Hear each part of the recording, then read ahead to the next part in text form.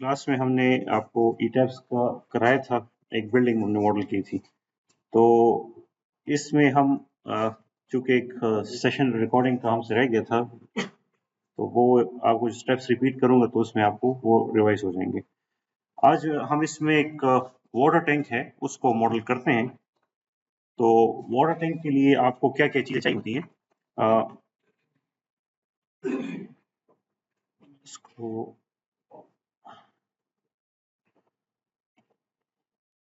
Paint खोल देते हैं।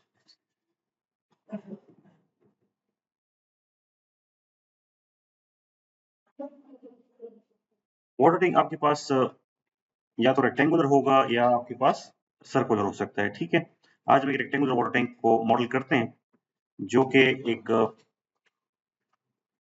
ये आपका एक उसका बेस स्लैब होता है। ठीक है, ये उसका ऊपर टैंक आ जाता है। इसकी आप एलिवेशन फ्रॉम ग्राउंड से हम आज करते हैं तो 30 फीट रख लेते हैं। ठीक है, 30 फीट इसको रख लेते हैं और टैंक के जो हाइट है। अच्छा, पहले बताएं, आप लोगों ने ई टैब्स इंस्टॉल कर लिए हैं? नहीं हुआ?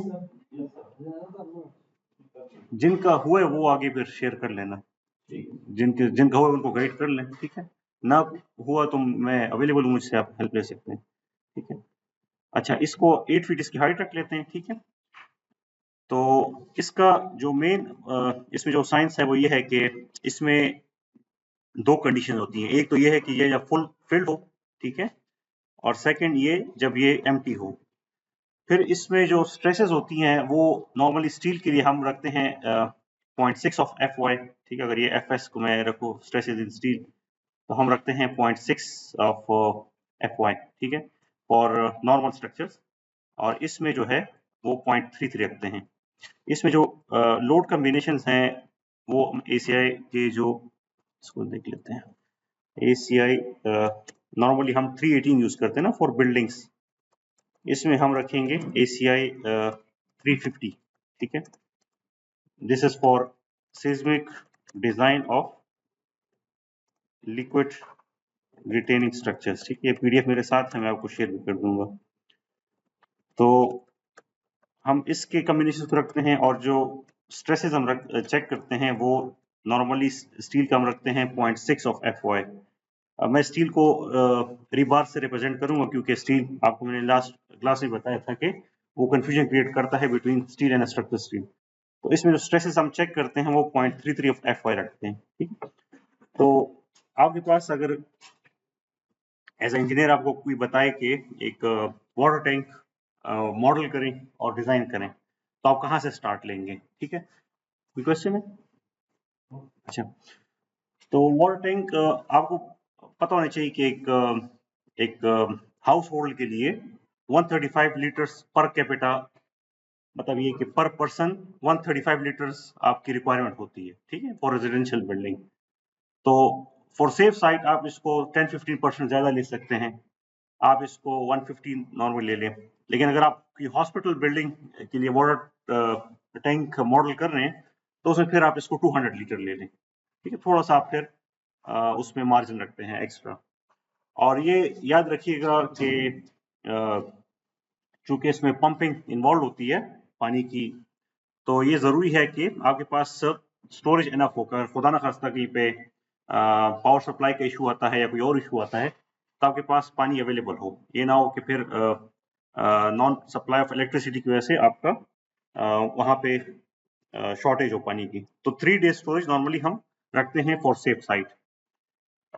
तो ये अगर हम हाउस के लिए करते हैं तो it comes out around 750 litres. ठीक है, और अगर 7 पर्सन के लिए आप कर रहे हैं, ठीक है, ये जस्ट एग्जांपल है, आप अपने हिसाब से फिर उसको एडजस्ट कर सकते हैं। फॉर एग्जांपल हम 7 पीपल के लिए कर रहे हैं तो ये आपका 5250 लीटर बनता है। और फिर इसमें कन्वर्जन है कि 1 क्यूबिक फुट कितने लीटर से बराबर होता है। ये बहुत इंपॉर्टेंट है, आपको ये कन्वर्जन आती हो तो आप इससे इजीली पर क्यूबिक फीट में कर सकते हैं। ठीक है, आप ये याद रखिएगा, यहाँ पे यूनिट्स फीट के हैं, जब ये मीटर के होंगे, एमएम के होंगे, तो फिर इसकी कन्वर्जन डिफरेंट होती है। अभी तो गूगल में सब कुछ अवेलेबल है, आप उससे क्वेश्चन पूछ सकते हैं कि मुझे आप बताएं कि कितना वो है 1 क्यूबिक फीट में कितने लीटर्स आते हैं, तो आपको इजीली बता देता है। ठीक है, लोग चैट जीपीटी भी यूज करते हैं, लेकिन चैट जीपीटी में आपको गलती के चांसेस होते हैं, तो उस पर ज्यादा रिलाई मत किया करें, उसको काउंटर चेक किया करें, ठीक है। वो रैंडम डेटा आपको आंसर करता है तो गलती उसमें हो सकती है। अच्छा, फिर जब आप वॉल्यूम निकालते हैं तो आप इसको डिवाइड कर लेते हैं, जो 1 क्यूबिक फीट में कितने लीटर आते हैं उसको डिवाइड कर लेते हैं, ठीक है। और रेक्टेंगुलर टैंक के लिए आपको पता है कि वॉल्यूम किसके बराबर होता है, ठीक है, एरिया इंटू हाइट। हाइट आप एज्यूम कर लें 8 फीट, तो आपके पास एरिया आ जाएगा। तो एरिया आप उसका स्क्वायर रूट ले लें तो आपको बहुत डायमेंशन आ जाएंगे। ये अगर आपके पास सर्कुलर टैंक होगा तो फिर एरिया का फॉर्मूला क्या होता है, पाई आर स्क्वायर या पाई बाय 4 डी स्क्वायर, ठीक है। तो ये आपको भी पता होना चाहिए, ये बहुत बेसिक फॉर्मूलेज हैं, तो उससे आपको फिर निकाल सकते हैं, उससे फिर आप डायमीटर के टर्म्स में निकाल लेते हैं। तो यहाँ पे आपके पास जो साइज निकल रहा है वो है 5 feet by 5 feet by 8 feet, ठीक है। तो ये आपका एक रेक्टेंगुलर टैंक का साइज हो जाता है।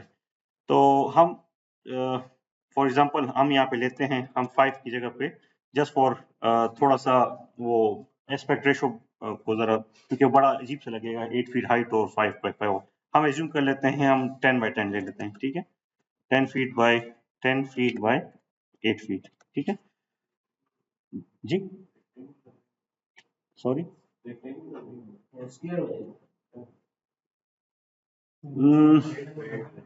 ठीक है, आप इसको 12 ले लें, कोई इशू नहीं है।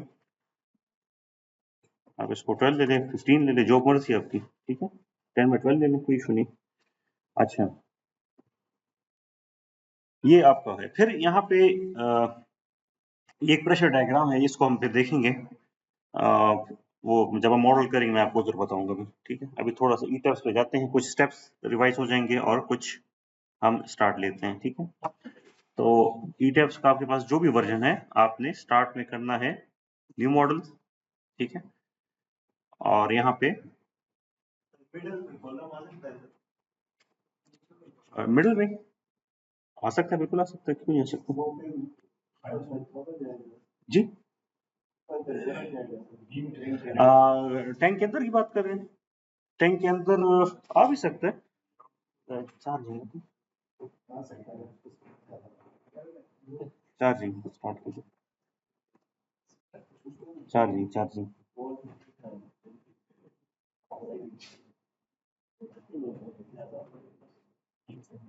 हाँ ठीक है, ठीक है, सही। अच्छा, अब उसकी बात करें टैंक की, मैं जरा पेड़ में आपको बताता हूँ।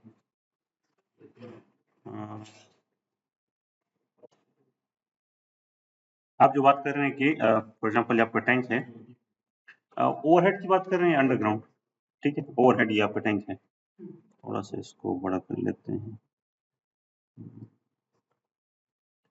ये आपका टैंक है, ठीक है। ये आपका टैंक है, ये उसका जो फ्रेम है, ये ऊपर उसकी जो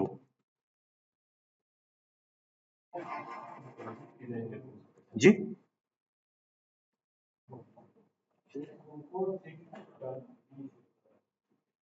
किस विषय, मैं आपको स्टेप बाय स्टेप बताता हूँ, ठीक है। आप मुझे फॉलो करते रहे, साथ में आपको मैं करता हूँ, ठीक है।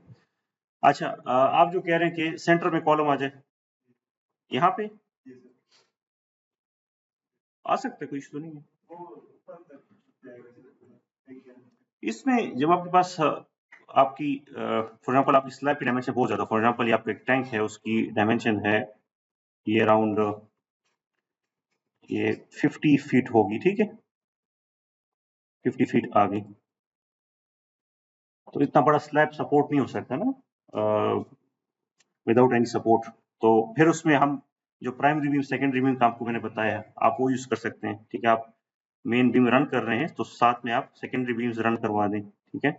और सेंटर में कॉलम भी जा सकता है, क्योंकि ये तो इनसाइड है, छुपा होता है, तो कोई इतना इशू नहीं है। लेकिन ये है कि कोई ऑब्स्ट्रक्शन ना हो, क्योंकि उसमें जब सफाई वगैरह करनी हो तो फिर उस बंदा उसमें इजीली उसमें अंदर मूव कर सके, ठीक है। तो आप कर सकते हैं, अंडरग्राउंड टैंक में भी कर सकते हैं आप, ठीक है, तो कोई इशू नहीं है।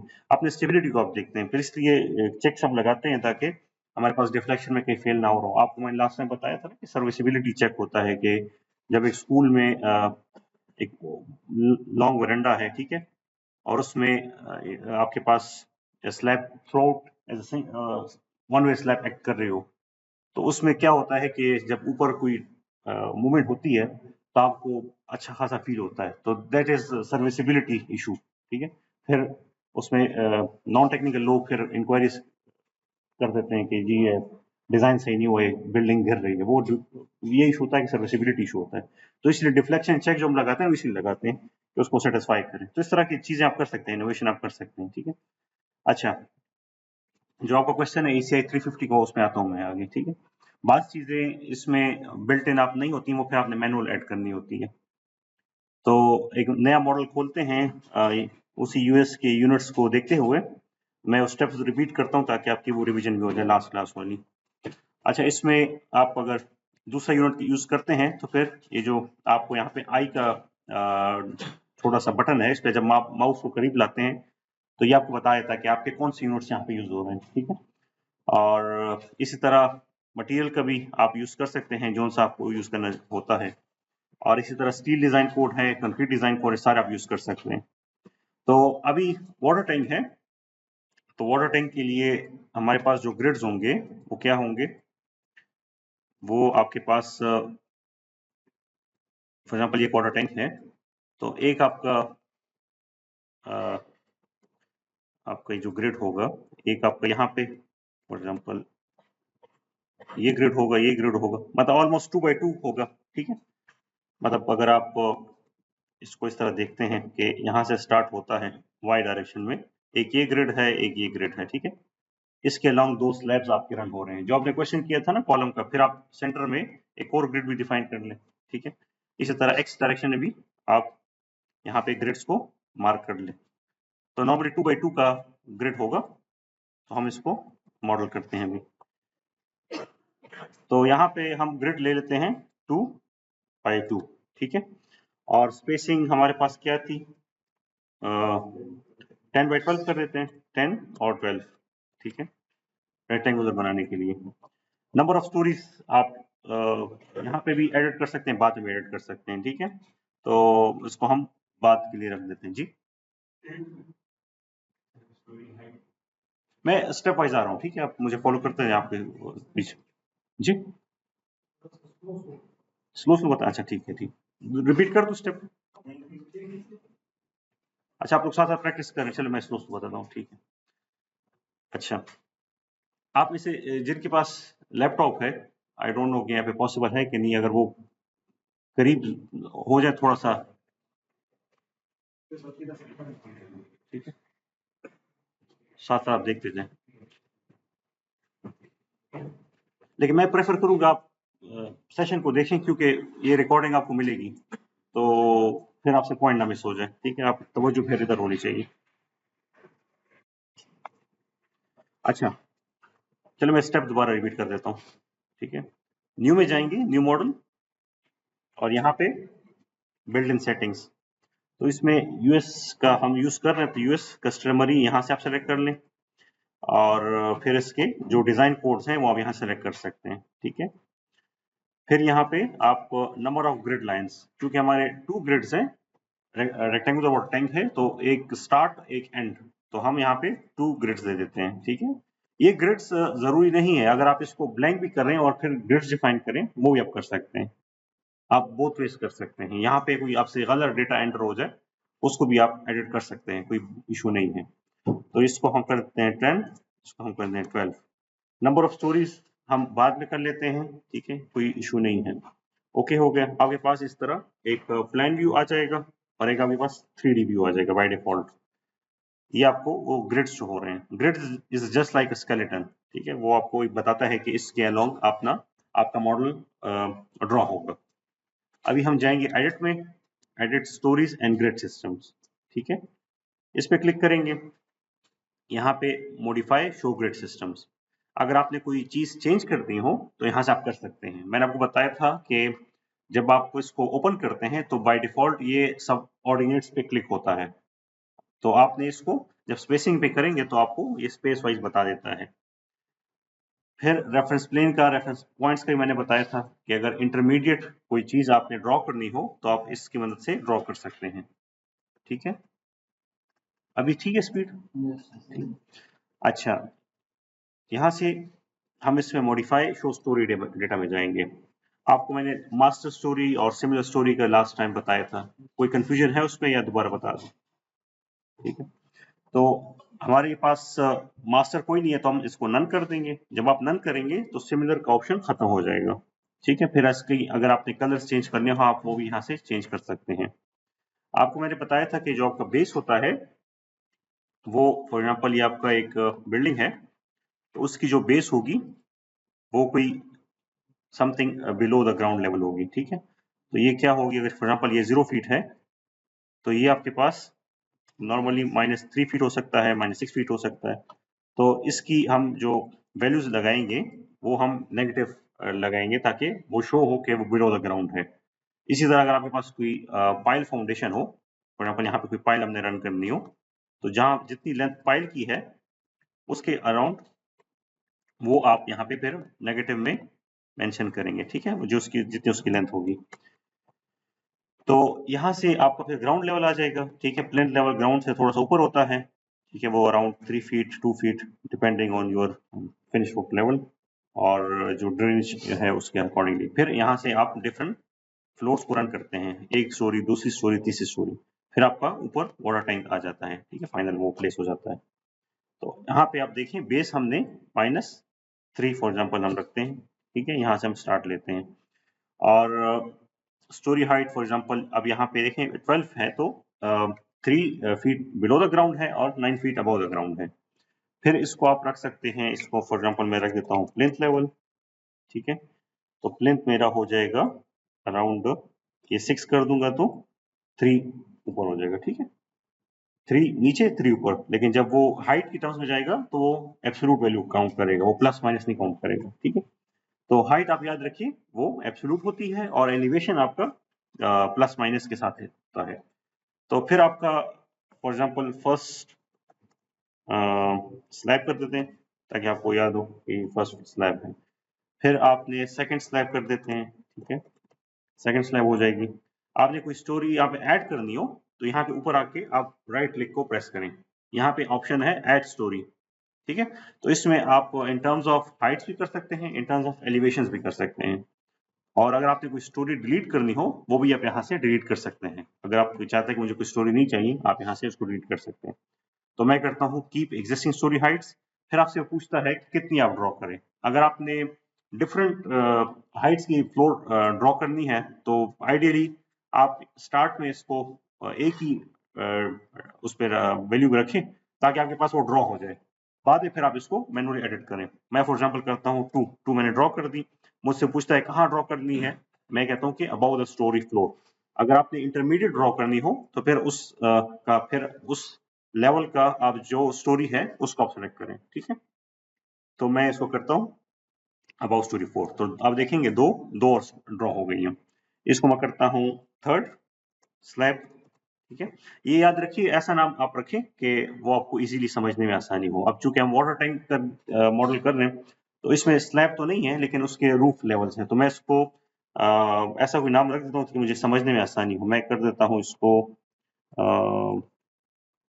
लेवल्स टर्म्स में कर देता हूँ, फर्स्ट लेवल, सेकेंड लेवल। क्योंकि आपने देखे होंगे वाटर टैंक में नीचे जो फ्रेम होता है वो उसमें स्लैब्स वगैरह नहीं होती, जस्ट उसकी बीम्स एंड कॉलम्स आपको नजर आते हैं। ठीक है, फिर आपके पास थर्ड आ जाएगी, थर्ड लेवल। ठीक है, अच्छा इसके ऊपर आपकी वाटर टैंक का एक स्लैब आएगा फिर दूसरा स्लैब आएगा, तो हम कर देते हैं वाटर टैंक WT। ठीक है, बॉटम स्लैब। ठीक है, ऐसा कोई नाम रखें जो कि आपको इजीली समझने में आसानी हो। और फिर हम रख देंगे वाटर टैंक टॉप स्लैब।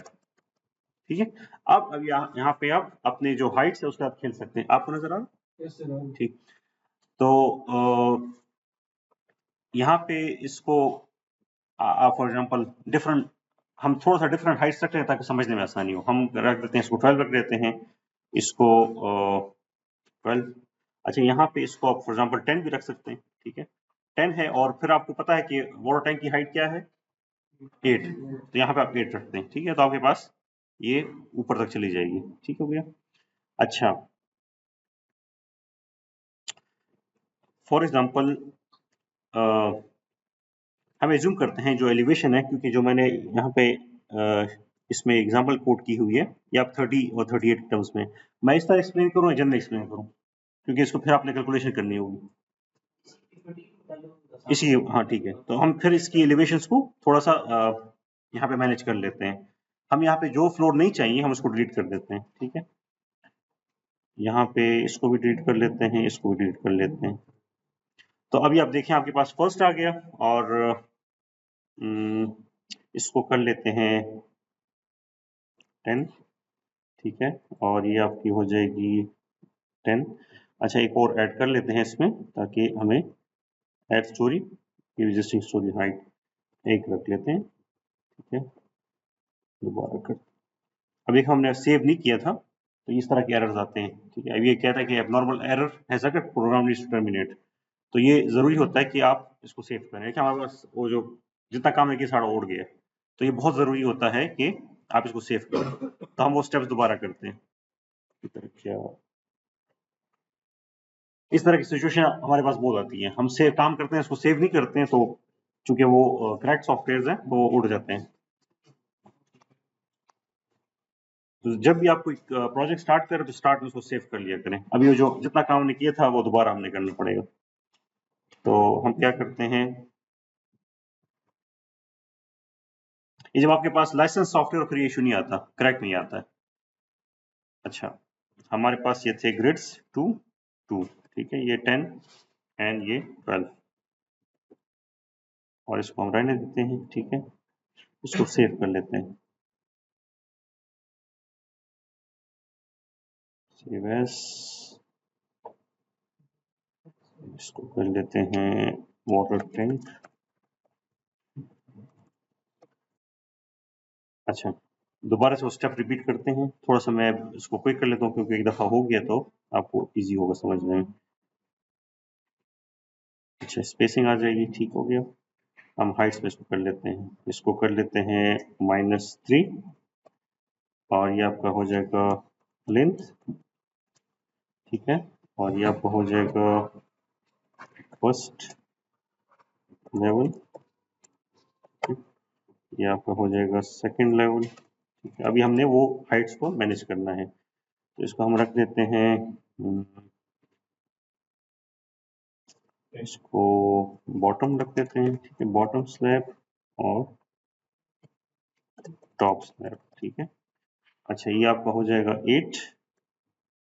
अभी हमने इसको एडजस्ट करना है, ये आपका हो जाएगा, इसको कर देते हैं 6, तो ये आपको 35 पे चला गया, इसको कर देते हैं 15, ठीक है।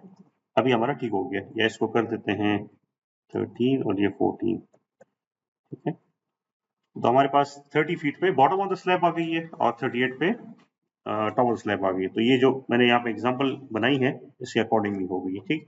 अभी आपको समझने में इजी हो जाएगा। तो इस तरह आप इसको एडजस्ट कर सकते हैं, ठीक है। और यहाँ पे मास्टर स्टोरी हमें नहीं चाहिए तो हम इसको नो कर देते हैं, ठीक है। अच्छा, ये होगी ड्रॉ, और साथ में हम इसको सेव कर लेते हैं। तो आपके पास बाय डिफॉल्ट ये इस तरह के व्यूज नजर आएंगे, ठीक है। जो माउस का व्हील है उसको जब आप प्रेस रखते हैं और इसको मूव करते हैं तो इस तरह आप इसको मूव कर सकते हैं, ठीक है। और उसमें मैंने आपको बताया था कि अगर 3D में आप रोटेट करना चाहें तो ये रोटेट का बटन है, और दूसरा ये है कि आप शिफ्ट प्लस माउस का जो व्हील है उसको पकड़े रखें तो आप इसको घुमा सकते हैं, ठीक। अच्छा, अभी हम क्या करते हैं, हमारे पास डिफरेंट स्टेप्स हैं, ठीक है। तो पहले हमने ग्रिड एंड स्पेसिंग ये हमने कर दी, ठीक है। इसको मैं चेक कर देता हूँ ताकि हमें पता चले कि ये हमने कर दिया है, ठीक है। अच्छा, अभी हम क्या करेंगे, define material properties for concrete and rebar. ये याद रखिएगा, स्टील को आपने रीबार यानी रिइंफोर्समेंट के टर्म्स में रिप्रेजेंट करना है, ताकि आपको स्ट्रक्चरल स्टील और इसके दरमियान डिफरेंस पता चल सके। अब यहाँ पे डिफाइन में हम जाएंगे, ठीक है। ये जितने हमारे स्टेप्स हैं ये डिफाइन में हमारे काम आएंगे। यहाँ पे डिफाइन में आपके पास मटेरियल प्रॉपर्टी भी है और आपके पास सेक्शन प्रॉपर्टी भी है, ठीक है। तो ये दो स्टेप्स आपके यहाँ से कवर होते हैं। तो डिफाइन में जाएंगे मटेरियल प्रॉपर्टी, ठीक है। यहाँ पे बाय डिफॉल्ट आपको इस तरह कुछ मटेरियल नजर आएंगे, आपने इसको चेंज करना है अपने अकॉर्डिंगली कि आपके पास क्या मटेरियल रिक्वायरमेंट है। अब यहाँ पे देखिए 4000 psi यहाँ पे गिवन है, ये अगर आप देखें 4000 psi यहाँ पे गिवन है। हमने इसको एडिट करना है अपने अकॉर्डिंगली, आप जो यूज कर रहे हैं। तो अभी अगर आप psi में यूज कर रहे हैं तो वो तो ऑलरेडी है इसमें, लेकिन अगर आप यूनिट्स को चेंज करना हो फिर आपने इस वैल्यूज को अपने हिसाब से इसको एडिट करना है। तो हम क्या करेंगे, या तो आप न्यू मटेरियल डिफाइन करें और या मॉडिफाई में जाएं उसमें डिफाइन करें। तो हम न्यू में जाते हैं ताकि हमें इजी हो समझने में। न्यू में हम जाएंगे तो आप यहाँ पे यूएस रीजन है, यूएस का मतलब है कि जो आपका एशियाई कोड जो हम पढ़ते हैं उसके जो फॉर्मुलेशन है वो उसको फॉलो करेगा। तो यहाँ पे आप स्टील है तो स्टील का मतलब है structural steel, not the reinforcement. तो आपने इसको नहीं चूज करना अनलेस एंड अनटिल आप स्टील स्ट्रक्चर पे काम कर रहे हैं, वो अलग बात है। हम पहले कंक्रीट को डिफाइन करते हैं फिर रीबार को डिफाइन करते हैं, ठीक है। तो कंक्रीट बाय डिफॉल्ट 4000 psi अगर आप यूज कर रहे हैं तो यहाँ पे 4000 psi यहाँ पे बाय डिफॉल्ट है। आप इसको क्लिक करेंगे तो इस तरह का आपके पास एक डायलॉग बॉक्स ओपन हो जाएगा। अभी मैंने लास्ट क्लास में बताया था कि आप ऐसा नाम रखें जो कि आपको समझने में आसान हो। तो हम क्या करेंगे, C4000, ठीक है। आप इसके साथ psi भी लिख सकते हैं, ना लिखना चाहे तो आपकी मर्जी, ठीक है। या आप सिर्फ 4000 psi लिख दे, जो आपको बेहतर लगता है। अब इसमें जो अहम चीज है फॉर लीनियर इलास्टिक स्ट्रक्चर